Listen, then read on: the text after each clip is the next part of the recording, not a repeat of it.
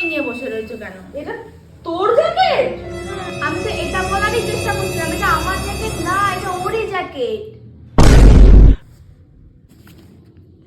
মা তুমি সিগারেট খাও?